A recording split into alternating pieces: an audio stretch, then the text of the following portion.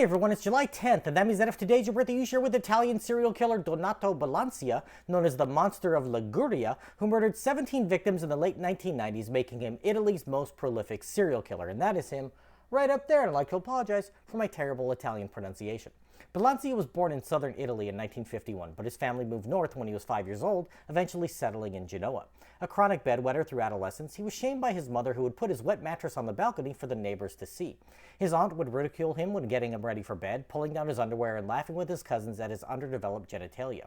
Balancia dropped out of school at 14 and worked in menial jobs over the next few years. He first ran afoul of the law as a teenager, being arrested for stealing a motor scooter and a truck, and in 1974 he was caught with an illegal gun, ending up in the psychiatric unit at the Genoa hospital. He escaped, but was soon apprehended and served 18 months in prison for robbery.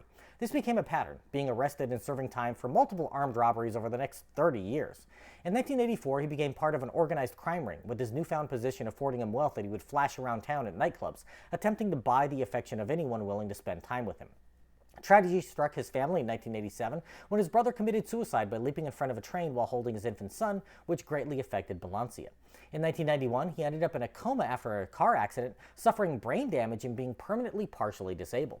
Shortly thereafter, the formerly nonviolent criminal changed his ways with a murder spree that began in 1997. Balancia was a compulsive gambler, and his first murder occurred when he murdered a friend who had conned him into playing in a rigged card game where he lost over $200,000. He also shot the man who ran the card game and his wife before emptying their safe. Finding that he enjoyed the act of murder, he sought out other possible victims. That same month, he followed a jeweler to his home where he shot and killed the man and his wife, also emptying their safe. Next was a money changer, then a night watchman, simply because he didn't like night watchmen, then 2 prostitutes and another banker. While receiving sexual favors from a prostitute on the street, 2 security guards interrupted the act, so he shot and killed both of them, then shot the prostitute, who survived. He killed a few more women of the night before killing 2 upper-class women on a train, at which point the police finally started a task force to search for the killer. As with many of these cases, the deaths of lower and working class people and sex workers didn't get the attention of the authorities, and who knows how many deaths would have been prevented had they taken them seriously from the start.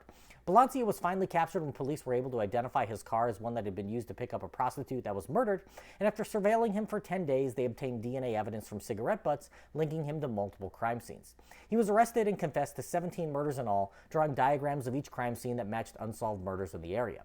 In 2000, Balancia was ordered to serve 13 consecutive life sentences and died of COVID in December of 2020 while still in prison. If this is your birthday, I hope you have a great day. Leave me a comment so I can wish you a happy birthday.